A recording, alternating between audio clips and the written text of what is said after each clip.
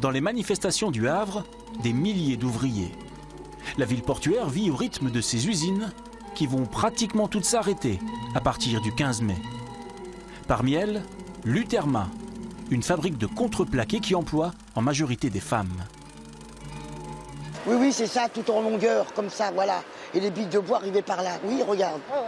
Oui, oui, c'est ça. Mireille oui. Garcia et Viviane Le Bourgeois avaient une vingtaine d'années à l'époque. Elles vivaient leur première grève et leur première occupation d'usine. On était en grève tous les deux, mon mari et moi. Hein. Mon père aussi, d'ailleurs. Hein.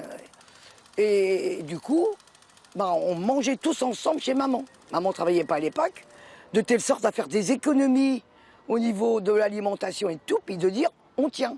Parce qu'on savait que ça allait être long. Et quand même, ça a duré plus de 3 semaines. Je suis là. C'est toi la dérouleuse, là? À la dérouleuse, voilà, oui, la oui, machine. Oui. Ouais.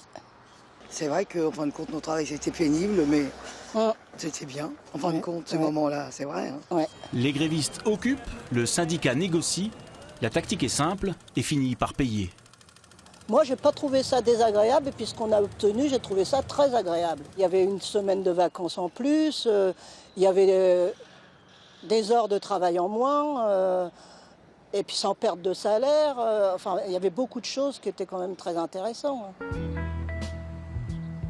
Dans les archives de la préfecture, désormais ouvertes, les rapports des renseignements généraux montrent le suivi quotidien et rigoureux de toutes les usines en grève. À la CFR, l'ancien nom de la raffinerie de Normandie, c'est carton plein, 1650 ouvriers en grève. Je prenais la parole 3 fois par jour. J'ai été 3 semaines sur place.